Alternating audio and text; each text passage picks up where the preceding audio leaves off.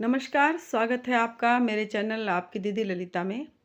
तो आज मैं आपको बताऊंगी कि आपने अपने घर में जो मंदिर की स्थापना की हुई है, आप उसको किस तरह से जागृत कर सकते हैं और जागृत करने के बाद किस तरह से आपके घर में सकारात्मक ऊर्जा का प्रवेश हो जाएगा। तो आज जानेंगे हम इस वीडियो में के माध्यम से कि हम अपने घर के मंदिर को किस तरह जागृत करें। तो इससे पहले कि आपने यदि मेरे चैनल को सब्सक्राइब नहीं किया है तो सब्सक्राइब करें, लाइक करें, शेयर करें। तो चलते हैं, बताती हूँ आपको कि किस तरह से हम अपने घर के मंदिर को जागृत कर सकते हैं। देखिए, घर के मंदिर को जागृत करने के लिए घर में सबसे पहले दिशा का विशेष ध्यान रखा जाता है। अगर आप पूर्व दिशा में मंदिर की स्थापना करते हैं तो सबसे अच्छी दिशा पूर्व की मानी जाती है। फिर उत्तर पूर्व की दिशा सबसे उत्तम होती है ईशान कोण की। उत्तर और पूर्व के जो कोना होता है वो ईशान कोण का माना जाता है। यदि उसमें आपके मंदिर की स्थापना है तो सकारात्मक ऊर्जा का वास होता है उसमें। यदि किसी कारणवश आपको ये कोना नहीं मिलता तो आप उत्तर का या पश्चिम के कोने में भी अपने मंदिर को बना सकते हैं। अगर आपको किसी भी कारणवश उत्तर पूर्व का कोना नहीं मिलता या पूर्व नहीं का कोना नहीं मिलता तो फिर भी आप मंदिर को जागृत कर सकते हैं, वो मैं आपको बताने जा रही हूँ। तो मंदिर को जागृत करने के लिए सबसे पहले मंदिर को सुव्यवस्थित ढंग से रखना बहुत ज़रूरी होता है। मंदिर में किसी भी तरह का बिखराव नहीं होना चाहिए। आपके जो इष्ट हैं, जिस भगवान में आपकी श्रद्धा है या जो आपके कुल देवी देवता हैं, उनको आप बिल्कुल अपने मंदिर के बीच में रखिए। और जिन देवी देवताओं को आप मतलब पूजा करते हैं और देवी देवताओं की, उनको आप दाएं-बाएं आप उन्हें विराजित कर दीजिए। लेकिन जो आपके मुख्य देवता हैं, जो आपके मुख्य भगवान हैं, जो आपके कुल देव हैं या इष्ट देव हैं, उनकी स्थापना आप बिल्कुल बीच में करें। और उसके बाद आप अपने मंदिर में एक लोटा भर के जल का अवश्य रखें। फिर आप जो भी जैसे आप भगवान राम की अगर आपने मूर्ति रखी है तो या आपने फ़ोटो रखी है, तो आप चंदन का टीका लगाएँगे, उनको पीले चंदन का। अगर आप कृष्ण भगवान का रखा है तो भी पीले चंदन का, अगर भगवान शंकर का है तो सफ़ेद चंदन का, और माँ भगवती का है, दुर्गा जी हैं या लक्ष्मी जी हैं तो उन्हें आप सिंदूर और रोली का टीका लगाएँगे। इस तरह से आप अपने तिलक का भी चयन कर लीजिए। उसके बाद में आप यदि आपने भगवान राम, कृष्ण, विष्णु जी की अगर आप जल का लोटा भर के रखते हैं, तो उसमें तुलसी जी का पत्ता आप अवश्य रखें। लेकिन अगर माँ भगवती के स्वरूप का है, जैसे लक्ष्मी जी हैं या गौरा जी हैं या आपने माँ भगवती दुर्गा जी को विराजित किया हुआ है, तो उनके लोटे में आप सिर्फ़ मतलब पानी ही रखेंगे या गंगा जल मतलब पहले डाल के फिर उसमें आप पानी भर दीजिए, लेकिन उसमें आप तुलसी का दल नहीं डालेंगे। दूसरी बात आती है कि आप अपने मंदिर में एक शुद्धता अवश्य रखें। जैसे आप मतलब लैट्रिन बाथरूम अगर आप चले जाते हैं, तो उसके बाद उस मंदिर में आप ना घुसें, आप स्नान करने के बाद ही अपने उस मंदिर में घुसें। ये एक बहुत ही मतलब इम्पोर्टेंट बात होती है। कई लोग क्या करते हैं कि मतलब इस तरह से चले जाते हैं, लैट्रिन बाथरूम जाते हैं तो मतलब उसके बाद में भी आप पूजा कर लेते हैं। बाथरूम भी जाते हैं तो अभी आप शुद्धता से ही जाएँ, मतलब पानी वगैरह ज़रूर लें, और उसके बाद आप जब फ्रेश होने भी जाते हैं तो आप स्नान ज़रूर करें।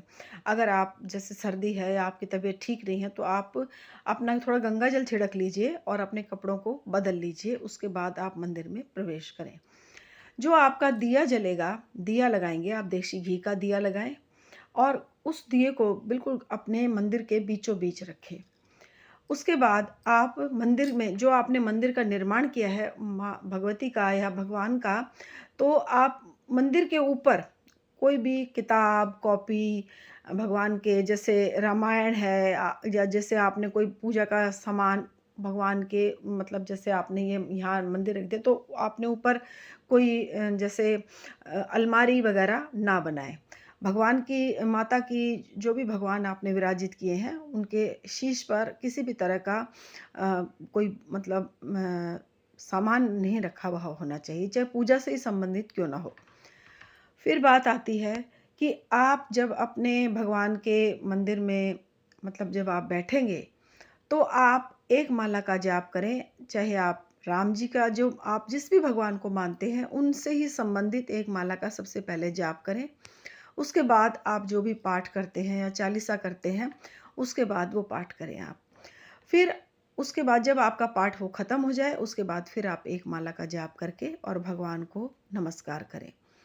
अपनी गलतियों की क्षमा याचना हर समय मांगे, चाहे हम कितनी भी अच्छी तरह से पूजा क्यों ना कर लें, फिर भी कोई ना कोई भूल चूक हमसे अवश्य हो जाती है।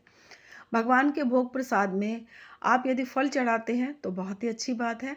यदि आप फल नहीं चढ़ाते तो जैसे बताशा है, मिश्री है, इसका भोग आप अवश्य लगाएं। दूसरी बात आती है मतलब आगे फिर बात आती है कि आप पूजा का एक नियम बनाएं कि जैसे यदि आपने सुबह 9 बजे पूजा की है, तो आप हर रोज़ सुबह 9 बजे ही पूजा करने बैठ जाएं। 5 मिनट का भी ऊपर नीचे हो तो कोई बात नहीं, लेकिन आप जैसे 9 बजे बैठते हैं तो 9 बजे, 10 बजे बैठते हैं तो 10 बजे, 11 बजे बैठते हैं तो 11 बजे आप पूजा करने का आप अपना नियम बनाएं। दोनों वेला आप सुबह भी और शाम को भी घी का दीपक अवश्य भगवान के मंदिर में लगाएं। इससे भी मंदिर को जागृत होने में बहुत ही मदद मिलती है, आपका मंदिर जागृत हो जाएगा। फिर आप मंदिर में जैसे मंगल और शनिवार के दिन आप अपने मंदिर में अग्यारी अवश्य करें, मतलब गूगल और लोबान की धुनी अवश्य करें। रोज कर सकते हैं तो बहुत ही अच्छी बात है। अगर आप रोज नहीं कर सकते तो मंगल और शनिवार के दिन अपने मंदिर में अवश्य ही गूगल और लोबान की धुनी अवश्य करें। फिर उस धुनी को आप अपने सारे घर में फैला दें, मतलब सारे घर में दिखा दें। उसके बाद आप जब कोई विशेष आपके त्योहार होता है, जैसे हमारी होली है, दिवाली, करवा चौथ, होली अष्टमी, अभी शिवरात्रि जैसे आएगी, फिर उसके बाद अब होली आ रही है, मतलब ये जो हमारे विशेष पर्व हैं, इनमें आप पंच प्रदीप जैसे 5 दीपक लगाकर भगवान की आरती, पूजा और जो आप भोग प्रसाद बनाते हैं वो, और उसके बाद में आप अपने गूंगन और लोबान की धुनी अवश्य दें। इससे मंदिर जागृत हो जाता है। फिर आप जब ये मंदिर आपका जागृत हो जाएगा तो किसी भी प्रकार की नकारात्मक ऊर्जा का प्रवेश आपके घर में नहीं होगा और आपके घर में सकारात्मकता का वास होने लग जाएगा। इस तरह से आप अपने मंदिर में अवश्य ही इस तरह के कार्य करेंगे तो आपके मंदिर में अवश्य ही मतलब आपका मंदिर जागृत हो जाएगा। एक आसन जरूर लेकर बैठें, जब भी आप पूजा करें, पाठ करें तो आसन जरूर लें और उस आसन को आप शेयर ना करें। जैसे आप एक आसन पर ही जिस जिस आसन पर आप स्वयं बैठकर माला कर रहे हैं तो उस आसन को आप अपने लिए ही रखें। ये नहीं है कि एक ही आसन पर सारे बैठ बैठ के पूजा पाठ कर रहे हैं। आप अपने लिए अलग आसन रखें और दूसरा व्यक्ति अपने लिए अलग आसन रखे जब माला करता है तो। और पूजा के लिए भी आप इसी तरह से करें। अगर आप कोई जैसे आपने कारपेट वगैरह कोई बिछा रखा है मंदिर में तो बात दूसरी हो जाती है, लेकिन जब आप माला करते हैं उस समय माला और गोमुखी और आपका आसन ये बिल्कुल आपका अपना ही होना चाहिए, चाहे परिवार के आपका अपना ही सदस्य क्यों नहीं है, आप उसको शेयर ना करें। एक लोटा भरकर जल का अवश्य घर में रखें और अपने जो माला है आपकी, वो आपकी अपनी ही माला हो, वो माला भी आप अपने ही मंत्र से आपकी माला, ये नहीं है कि आपने माला का जाप किया है तो दूसरा व्यक्ति भी उसी माला से जाप कर रहा है, इस तरह से ना करें। तो इस तरह से आप जब मंदिर में आप बैठेंगे और ये कार्य करेंगे तो आपका मंदिर अवश्य ही जागृत हो जाएगा। तो आशा करती हूँ आपको मेरे इस वीडियो से मैंने जो आपको बताया है आपको काफ़ी हेल्प मिली होगी, और यदि आपको हेल्प मिली है तो आप मेरे कमेंट बॉक्स में लिखकर मुझे ज़रूर बताना, और आप किस तरह से पूजा करते हैं ये भी मुझे अवश्य बताना। तो आज के लिए इतना ही। नमस्कार। जय माता की। हर हर महादेव।